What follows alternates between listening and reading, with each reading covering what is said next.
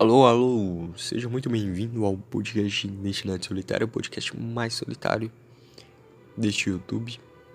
Seja bem-vindo.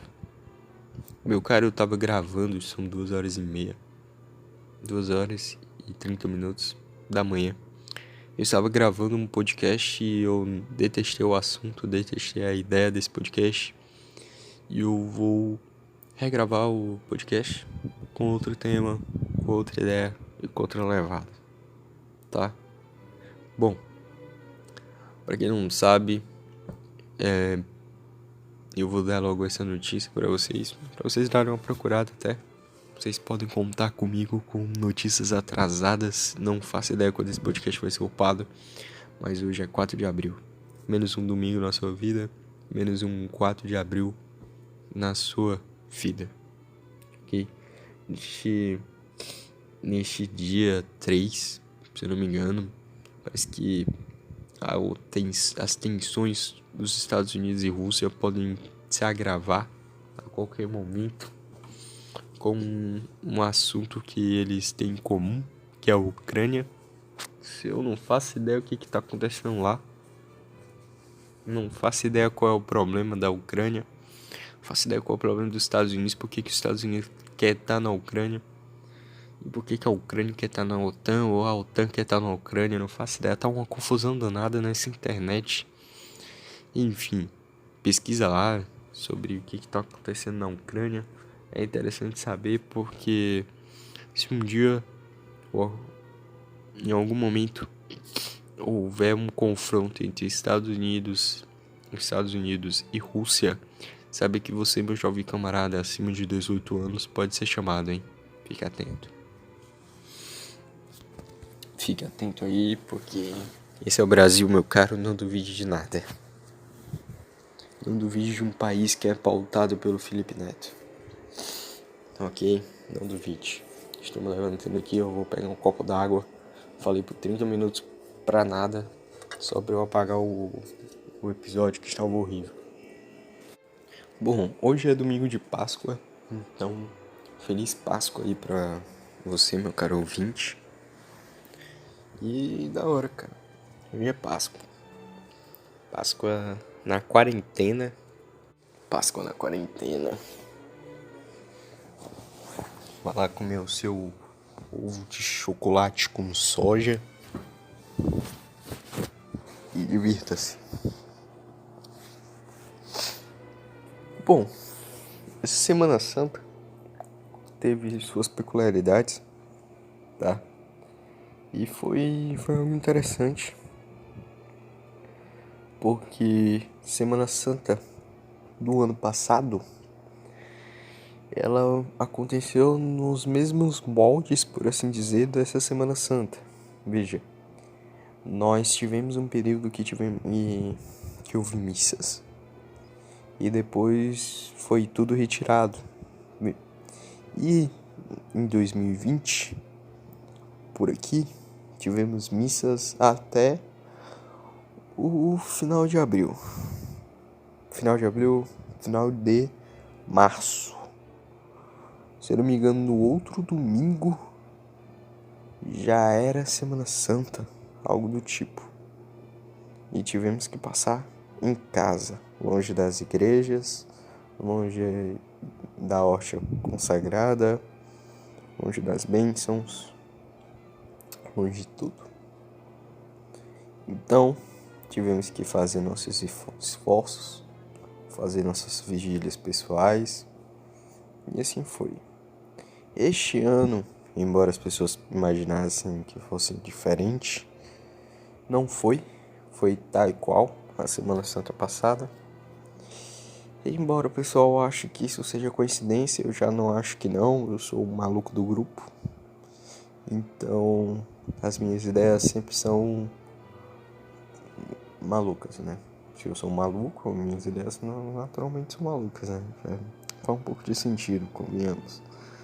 Bom, eu não acho que seja uma mera coincidência. Pode até ser uma mera coincidência do acaso, em que eles tenham pensado assim, vou fechar logo tudo aqui. E, enfim, hoje parece que nesse dia 3 aí, um ministro aí decretou que fossem abertas as igrejas e tivessem seus cultos e missas presenciais. Bom, é um avanço, né? Embora toda vez que eu vejo uma lei, um decreto, qualquer coisa desse tipo, mandando em igrejas, sejam elas católicas ou protestantes, isto vai meu apoio às igrejas protestantes nesse quesito. Porque houve um momento que foi o contrário, sabe? O rei pediu conselho ao Papa, o rei pediu conselho a bispos. Lógico, o Papa dava conselhos também de boa vontade aos reis que poderiam segui-los ou não. Se o rei batesse o pé e dissesse não, ele não fazia.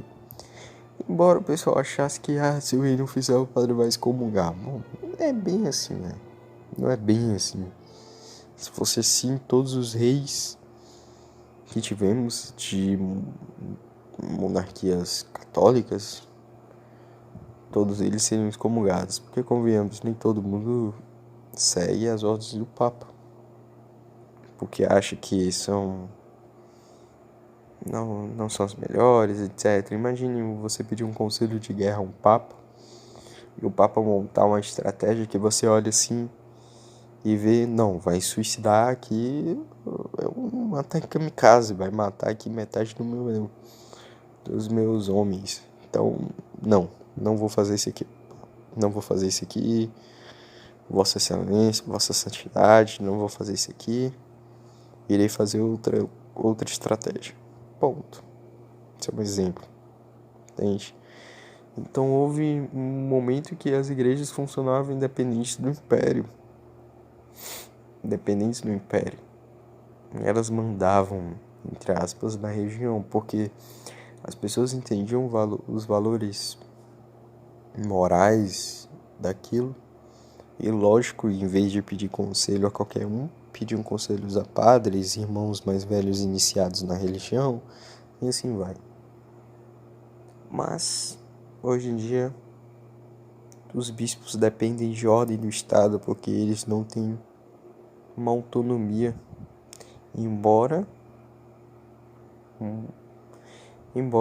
a maioria das igrejas funcione à base de dízimo, né?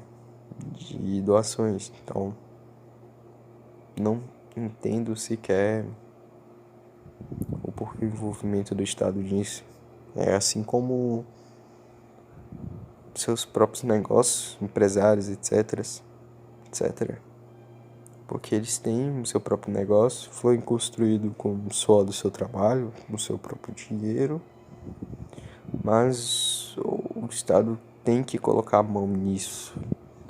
Eu não concordo com a ideia de haver um Estado anárquico, ou seja, é a ausência do Estado. Embora os ANCAPs digam que a ausência do Estado não automaticamente signifique confusão, né? Confusão, brigas, etc. Mas embora não haja Estado, sempre haverá mini-estados, né? Famílias, comunidades, grupos, empresas, etc. serão mini-estados de qualquer forma. Bom, acabou a Identidade Solitária News por hoje. As notícias aqui. Então essa Semana Santa foi bem parecida com a Semana Santa passada. Na Semana Santa passada, consegui fazer a vigília quase toda. Fui dormir apenas pela manhã, embora tenha dormido e não fosse para dormir. Na quinta, na meia-noite até às 6 da manhã, rezando o rosário, etc. Meditando, enfim. E nesta Semana Santa específica eu não consegui. Eu estava bem cansado psicologicamente. Eu consegui rezar um rosário. Isto pra mim foi uma vitória muito grande. Pra você, meu cara, pode ser fácil, não faço ideia. Pode ser que muita gente tenha achado errado, ou muita gente nem sabia que era pra fazer vigília. Mas aí vai da piedade de cada um.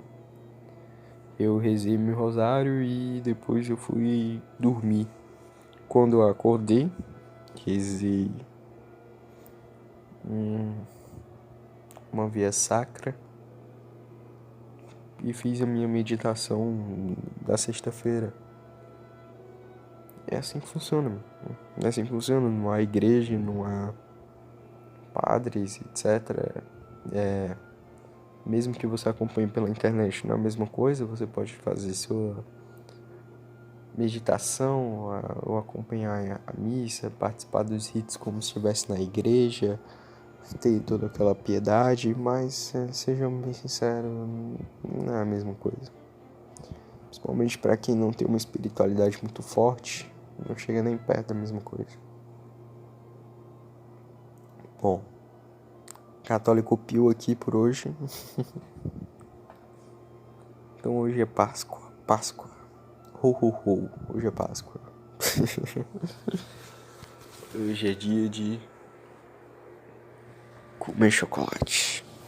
Fosse um tempo em que, principalmente quando eu era jovem, né? Não que eu não seja jovem, mas quando eu era mais jovem, acho que quando eu era criança, né? Eu via muito aquela discussão do Papai Noel e o Coelho da Páscoa, né? E as pessoas se preocupavam demais com o fato do Coelho da Páscoa existir e haver chocolate, ovos de chocolate, e o Papai Noel existir. Tudo bem. Hoje eu entendo muitos dos motivos, né? Mas sejamos bem sinceros, isso já não é mais tão importante quanto os grandes problemas que nós temos. No momento que você tem que explicar para uma criança que Coelho da Páscoa, uma criança de, sei lá, 10 anos, que Coelho da Páscoa ele não representa a Páscoa, é porque houve em algum determinado momento, uma má catequese muito grande, tanto por parte da família, tanto por parte da igreja. É um momento que você tem que explicar que Papai Noel não é o símbolo do Natal, mas sim Jesus, assim como na Páscoa significa também um nascimento de Jesus, o outro a morte e a ressurreição de Jesus. É porque a catequese está muito mal feita, né? E a maioria das catequeses no tempo de hoje, maioria não, 90% da catequese nos dias de hoje são simplesmente para cumprir, entre aspas, um modelo de tradição, né? Um certo modelo mais...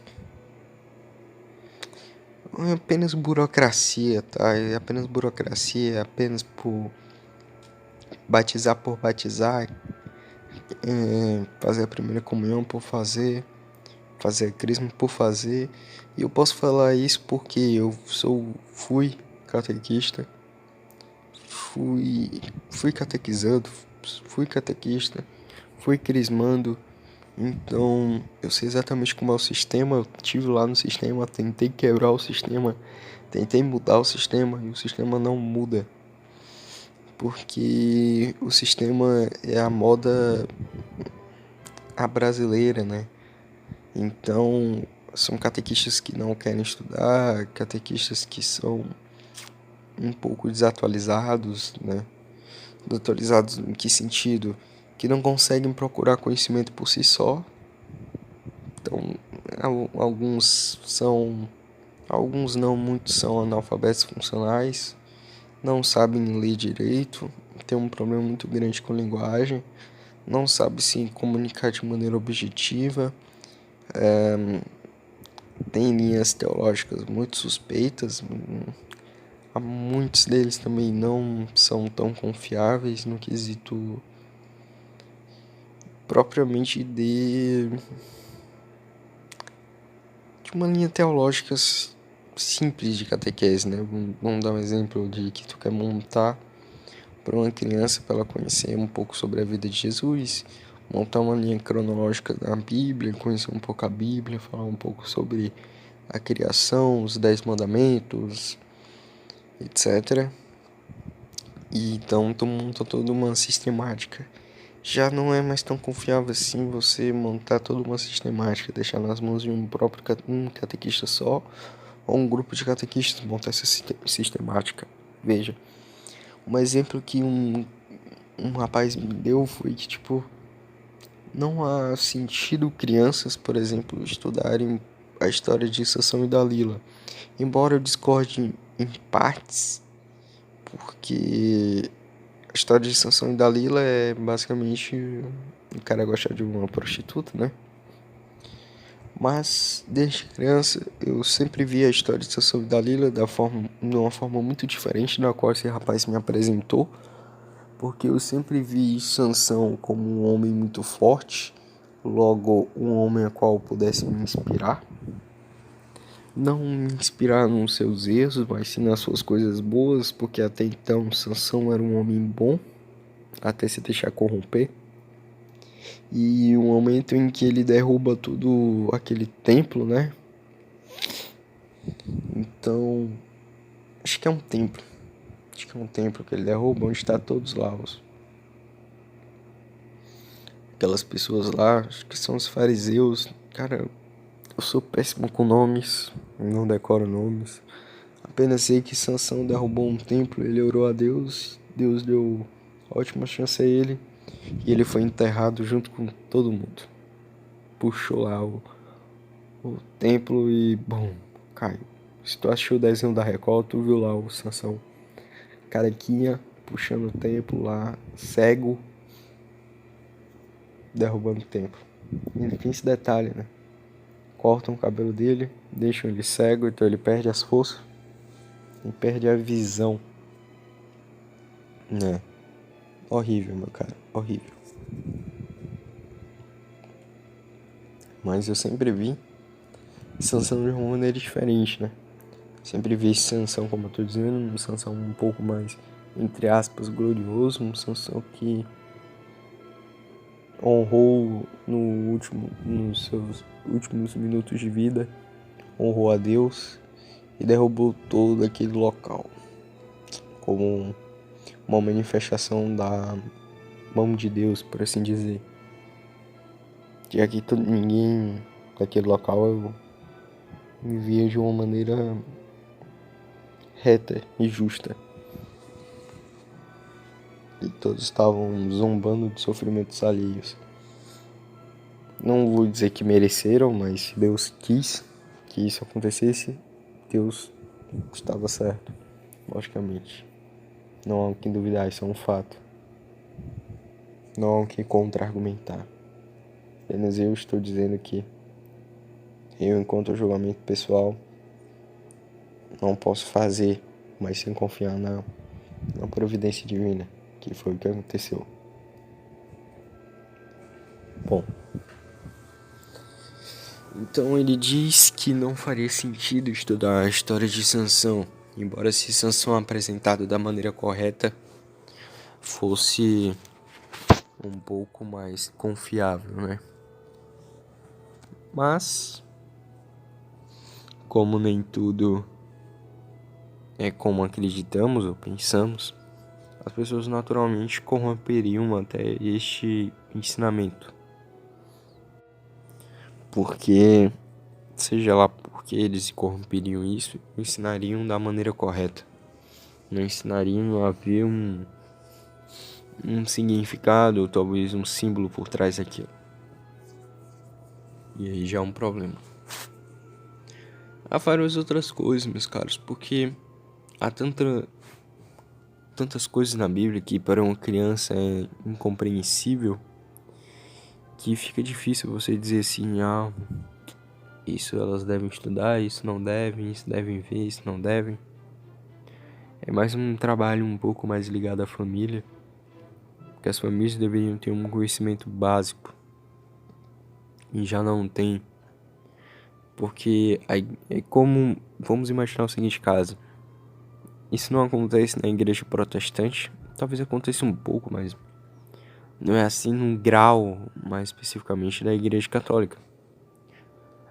Vamos imaginar um caso de uma criança normal.